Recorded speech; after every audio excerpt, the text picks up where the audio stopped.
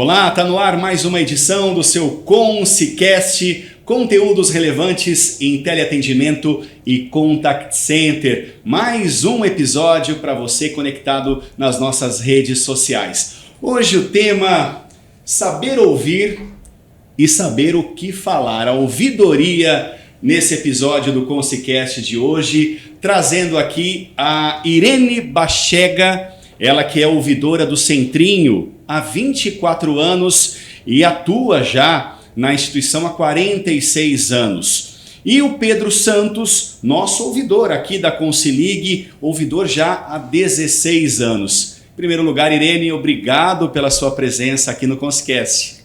Fiquei muito feliz de estar aqui, poder falar um pouquinho da nossa experiência. Muito obrigada. Pedro, prazer também. Bora falar, vamos falar um pouco de ouvidoria, vamos trazer muita coisa boa. Bom, para quem não sabe qual o papel do ouvidor, eu gostaria que vocês falassem para a gente de uma forma bem objetiva, né? O que ouvir, e quando ouvir e como ouvir. Qual o papel do ouvidor? Bom, para você ser ouvidor, você precisa ter muita empatia com as pessoas. E saber ouvir é não falar na hora errada. Então, quando um cliente chega com uma reclamação, porque geralmente as pessoas vão na ouvidoria não para falar assim, que dia lindo, as pessoas chegam no limite. E a gente tem que saber ouvir, escutar e realmente dar aquela atenção que o cliente precisa, né? Então, eu percebo que você está no lugar certo para dar uma atenção especial, porque a pessoa, quando ela chega reclamando, ela tem que ser ouvida, né? E você não falar, você tem que dar atenção o máximo para que ela realmente fale a sua expectativa e o que ela deseja. Inclusive aqui nós temos dois ouvidores, um da área da saúde, Dona Irene, e o Pedro da área financeira. Pedro, é isso mesmo que a Irene disse? Tem alguma diferença no meio corporativo? Eu acho que a única diferença que a gente passa a tratar é o após a gente fazer todo esse primeiro contato, esse abraço que eu falo muito que os ouvidores têm que fazer, é ouvir. Vamos ouvir primeiro, e é o que eu costumo muito falar aqui dentro.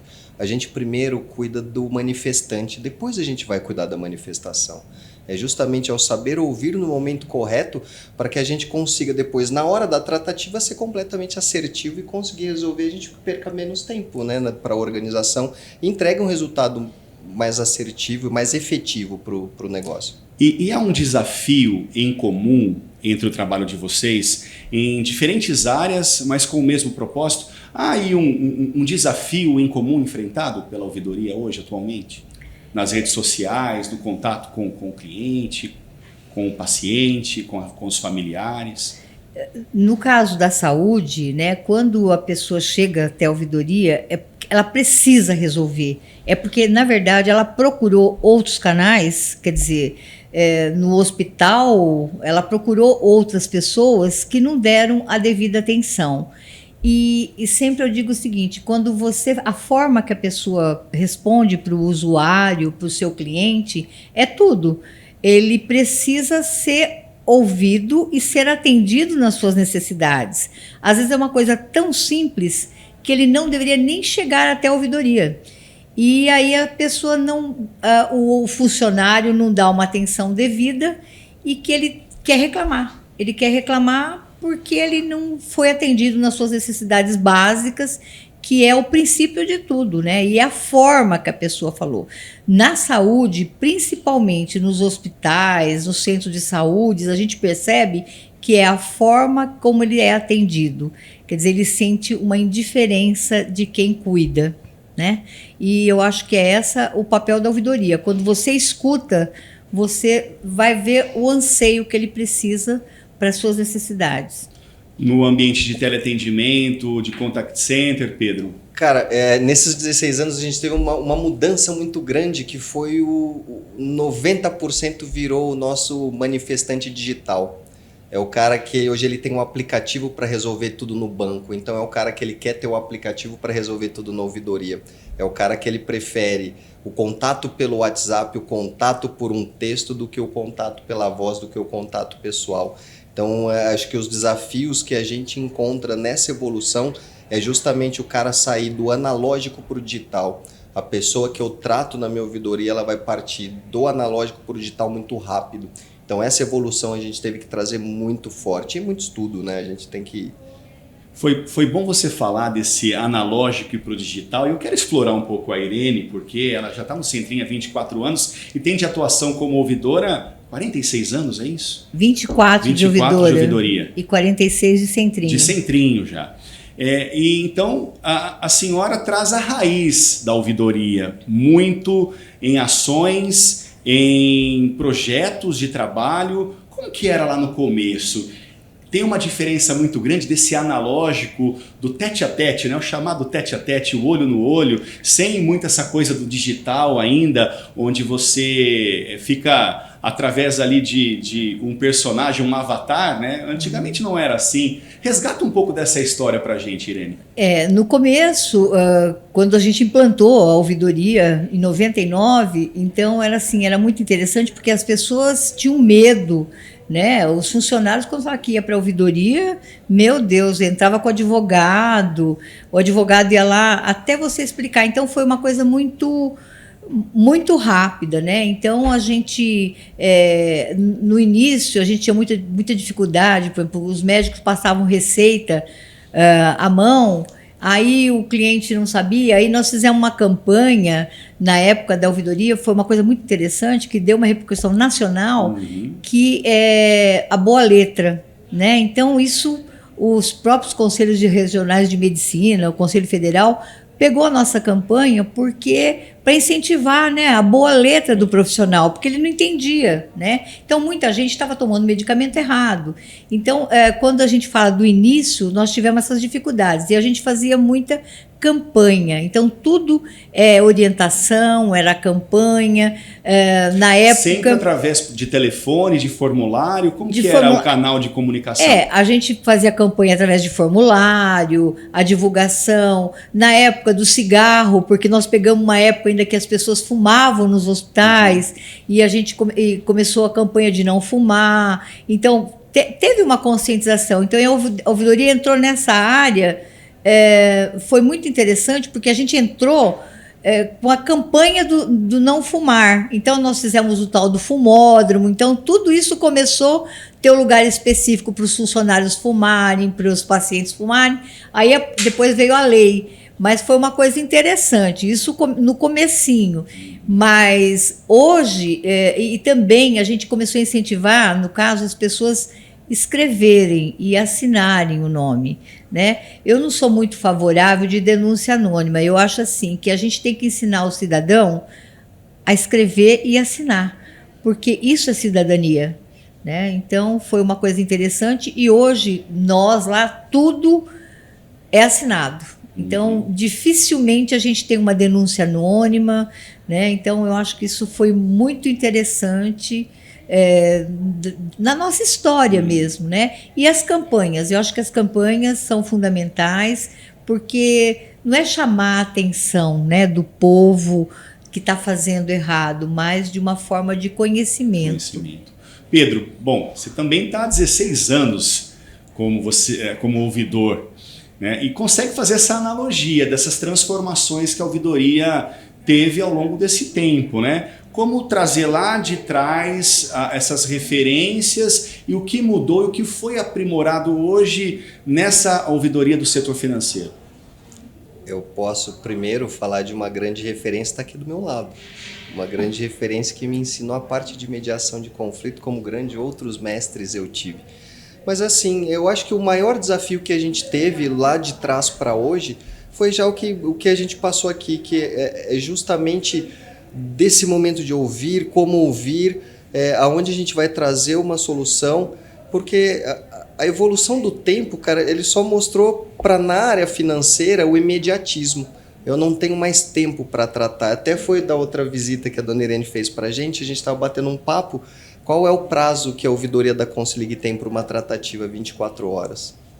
Eu preciso ser imediatista, eu tenho que trazer. Então, acho que a grande alteração, o que a gente traz é sempre essa tratativa, mas a grande mudança que a gente acabou tendo nesse processo é justamente esse imediatismo, o analógico partir para o digital, a gente ter menos tempo para tratar, porque o socorro dele pode ser ouvido em outras frentes, em outros lugares, onde a gente vai falar aí de imagem, onde a gente vai falar de marca. Ao mesmo tempo, a resolutividade tem que ser rápida. O imediatismo acontece, e aí a gente não tem muito o que fazer, a gente tem que conseguir entender, ouvindo. Então é aquele exercício que a gente faz, né, dona Irene? A gente já está ouvindo e já está, ao mesmo tempo, já está maquinando, já está pensando qual é a solução. Qual é a solução? Não porque nós não somos resolvedorias, né? Mas qual é a sugestão que a gente pode trazer para a área que é a responsável pelo processo estar falho ou estar com uma manifestação pendente, trazer isso para a resolutividade, como você disse. Você falou do pensar, do pensamento rápido, de criar insights em momentos de crise. E aí eu falo de mediações de conflito. Um pouquinho antes do Consecast começar, estava conversando com a dona Irene e ela falou muito da mediação de conflitos, né? E até o Centrinho desenvolveu o PRIP, é isso, né? Isso. O que seria o PRIP e como vocês estão preparados para essa mediação rápida de entregar uma resposta de um conflito, né? E conseguir resolver aquela situação a curto prazo?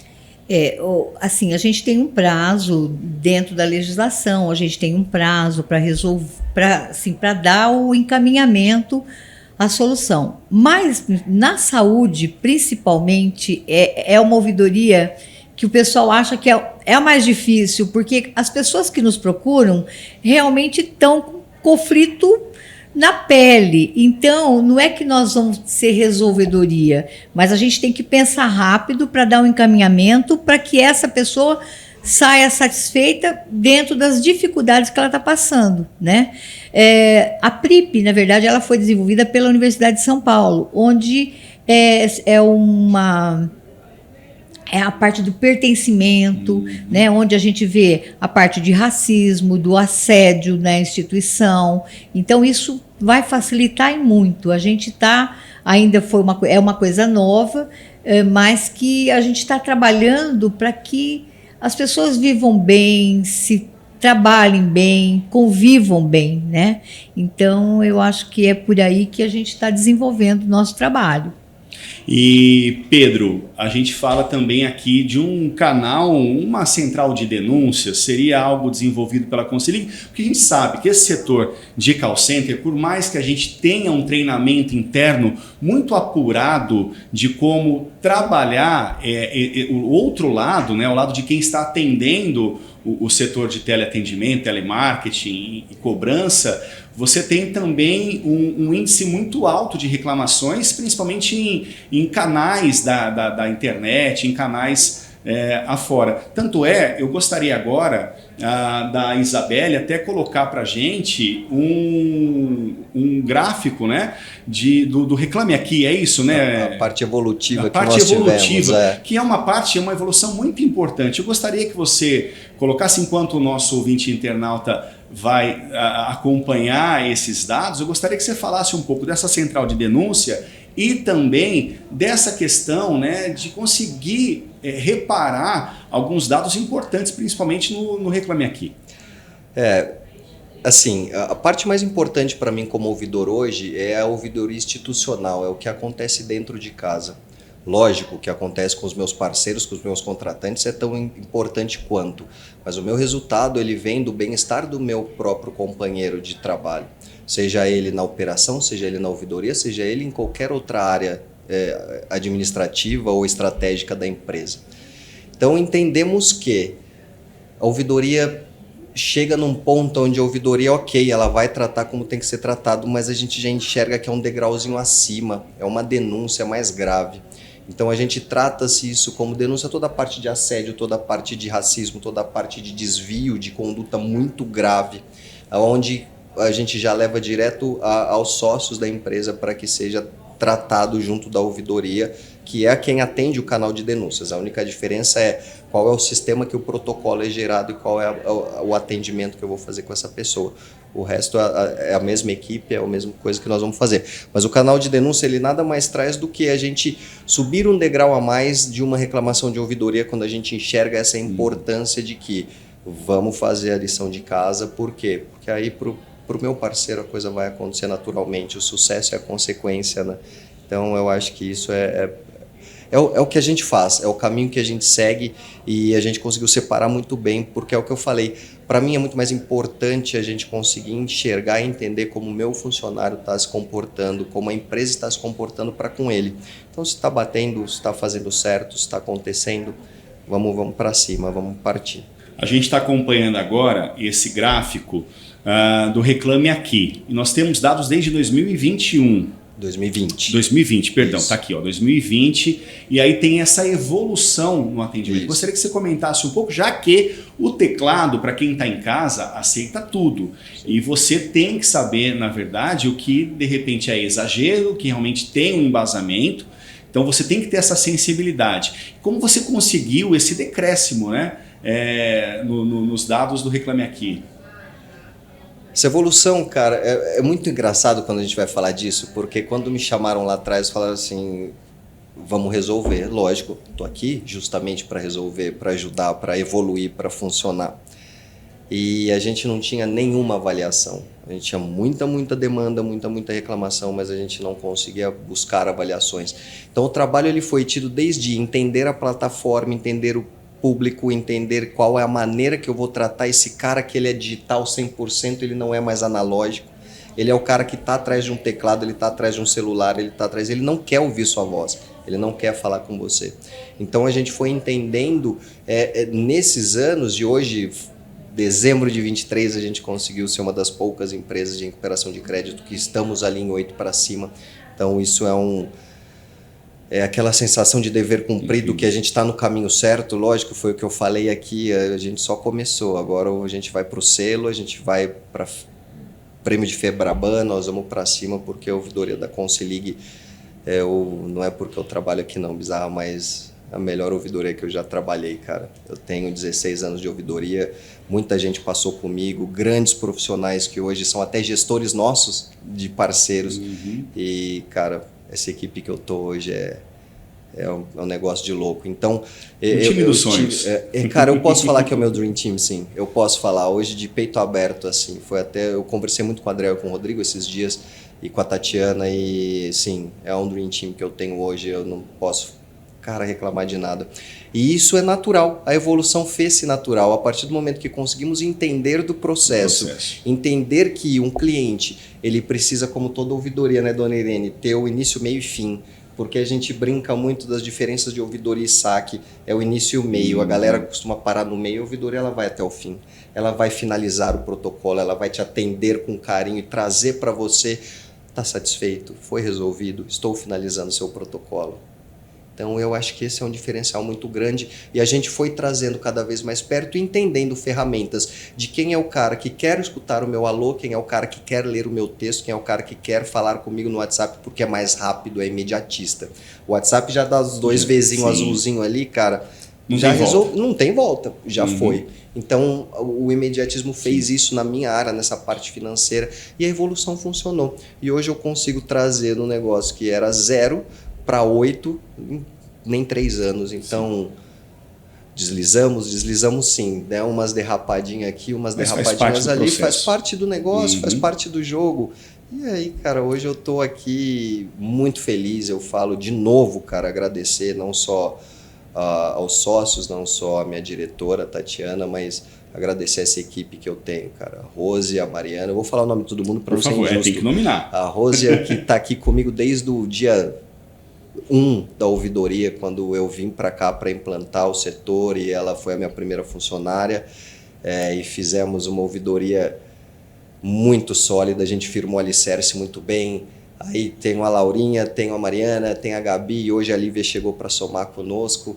Bacana. E, cara, é uma equipe que é de tirar o chapéu. Essas meninas são sensacionais. E a gente da comunicação, nós trabalhamos ao lado da ouvidoria, então a gente percebe um time muito conciso, muito unido ali. É muito interessante saber e conhecer um pouco da forma de trabalho dos meninos. Parabéns, né? Já adiantando aí os meus cumprimentos, né? Em nome de toda a comunicação da Consilig. Eu queria saber também da Irene, eu gostaria que você também nominasse essa equipe que compõe o Centrinho. Eu sei que você ali faz todo o trabalho o trabalho regimental de uma equipe também, que não se faz sozinha, né, Irene? E conta pra gente, já que a ouvidoria também é cobrada ali por resultados, por esclarecimentos. Conta um pouco desse trabalho de equipe, né, e nesse processo de fornecer para quem é devido todas as informações, né, de trabalhos concluídos.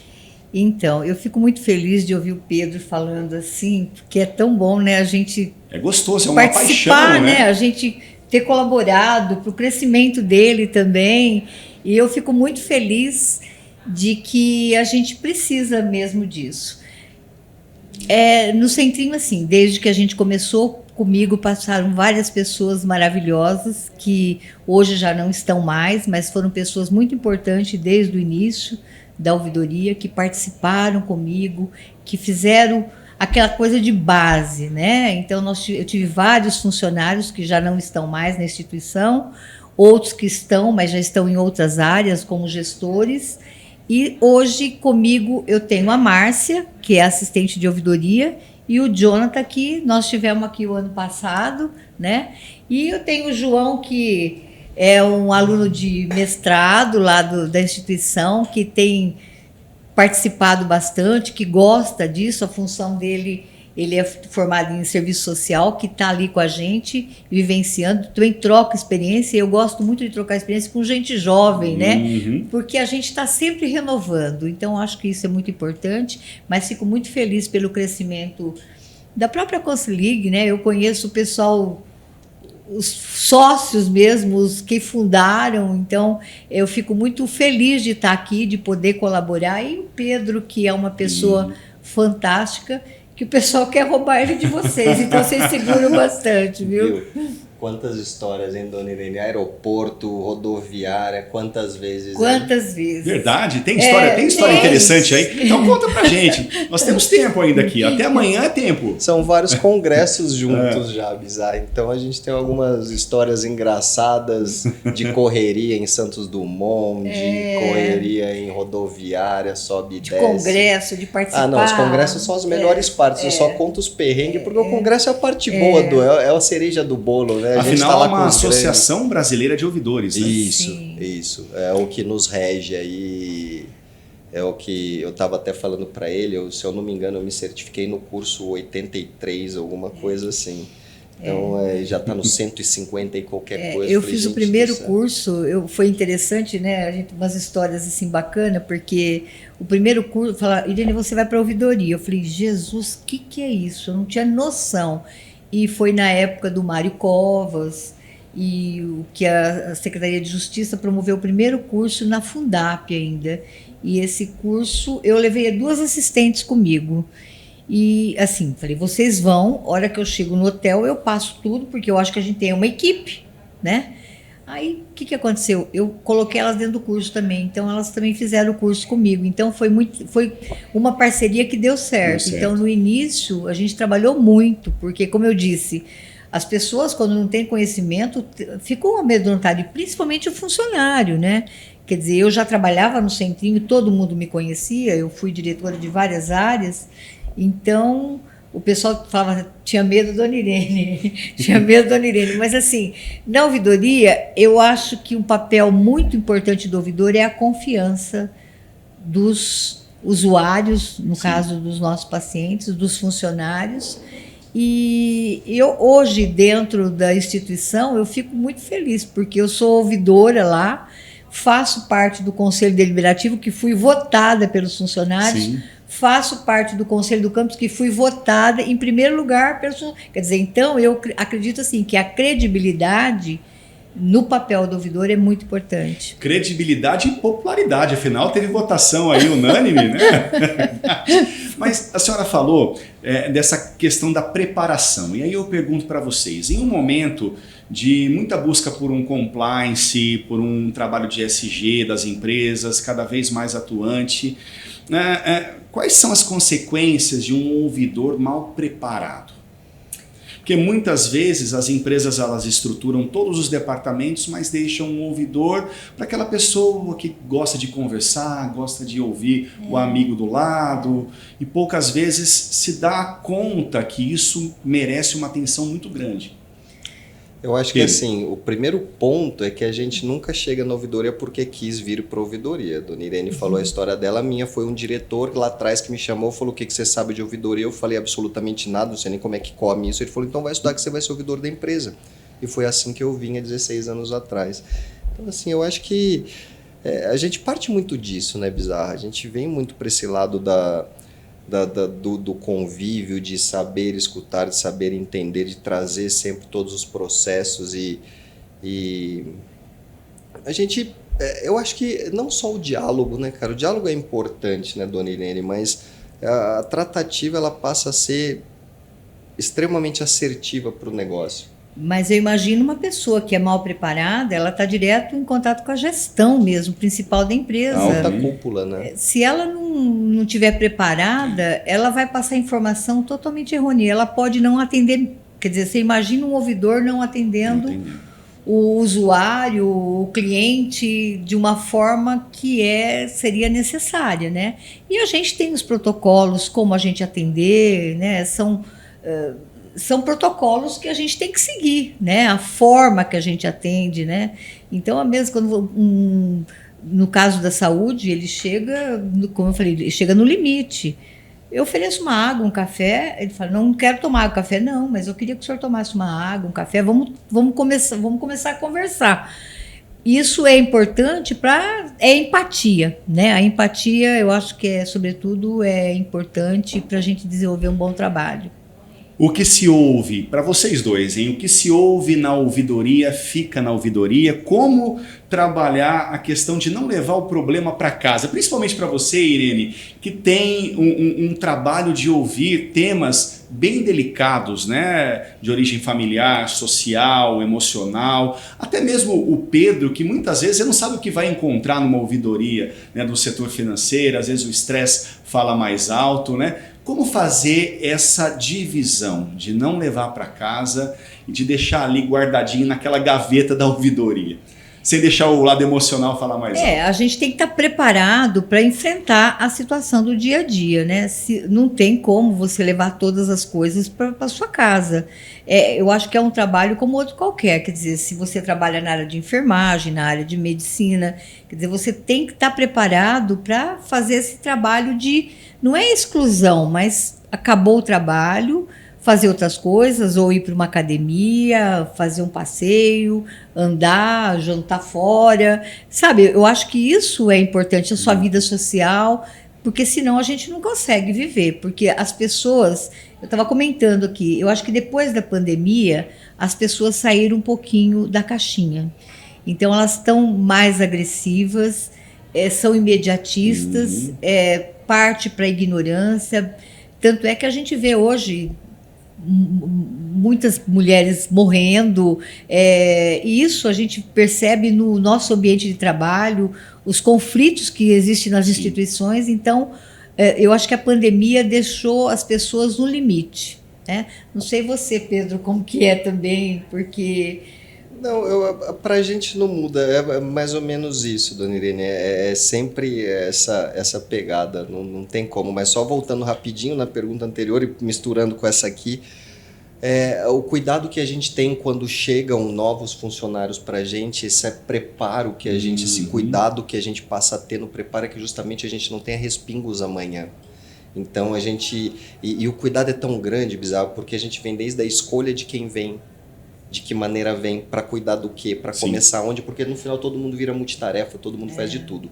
Mas a gente tem que começar a nortear isso. Então a gente já segue, primeira coisa que você aprende quando você chega lá, código de ética e decálogo do ouvidor. São coisas que a gente tem aqui e aqui. Então não adianta. E a ouvidoria é isso, não é só aqui, né, dona Irene? Tem muita gente que acha que a gente tá só aqui, tá só bitolado aqui, mas tá muito aqui, cara. E aqui é onde a gente guarda a ouvidoria. E como a gente cai de paraquedas, né? A hora que isso aqui entra aqui, a dona Irene até brincou com as meninas, entrou na veia, já era. Já era. Cara, não tem, é um caminho só de ida e eu amo fazer o que eu faço.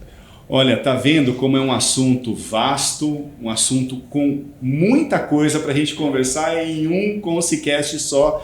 Vai ser assunto para mais episódios aqui, hein, gente? Mas desde já eu quero agradecer a Irene Bachega, Irene Bachega, ouvidora, melhor dizendo, do Centrinho, e também o Pedro Santos, ouvidor aqui da Consilig. Obrigado, gente, pela participação de vocês. Já deixo aqui um próximo convite, viu, dona Irene? Muito obrigado. A gente vai estar à disposição. Eu acho que é importante a gente falar do que a gente gosta de fazer. Eu acho que vale a pena. E eu finalizo, então, pedindo para que a senhora dê um conselho para quem nos acompanha agora no Consecast e despertou o interesse, o entusiasmo pela ouvidoria. Em poucas palavras, resuma para a gente a ouvidoria e como que a pessoa pode ter acesso a essa área. Eu acho que existem os cursos de capacitação que são oferecidos pela ABO, a Associação Brasileira de Ouvidores, que é um curso sério. Eu acho que precisa fazer, porque lá vai ter todos os parâmetros de como ele vai seguir numa carreira, né? Tem que estar bem preparado.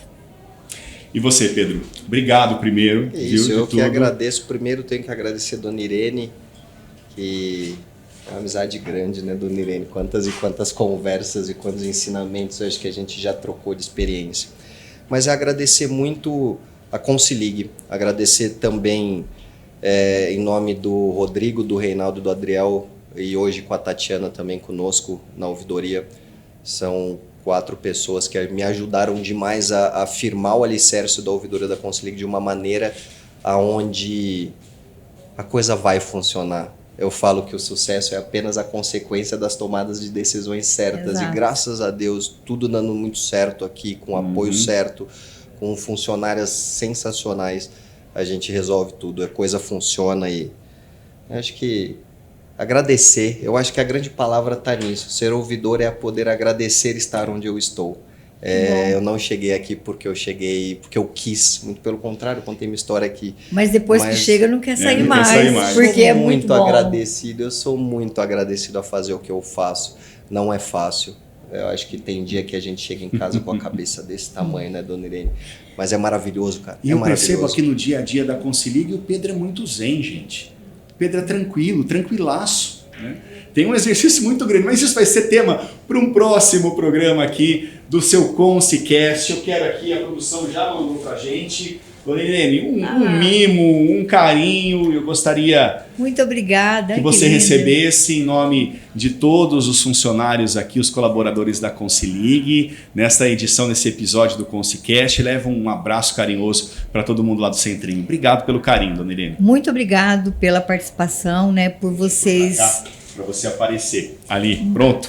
Muito obrigado, né, por poder falar o que... Estou à disposição para a gente poder falar também sobre a parte de humanização, que eu acho que é uma das coisas que na ouvidoria a gente utiliza muito na área de saúde. Humanização, pertencimento, isso. Um tema para um próximo então. Está combinado já? Tá combinado. Eu acho que muito mais é deixar de enxergar a ouvidoria só a ouvidoria legalista e passar a se enxergar também a ouvidoria humanizada, porque é essa a diferença que faz o sucesso de uma organização. Então tá combinado, gente. Está combinado. Vocês mandam. Obrigado pela participação de vocês. Muito obrigada, viu? E obrigado a você. Obrigado. E obrigado a você pela audiência em mais um episódio do Consecast. Até já!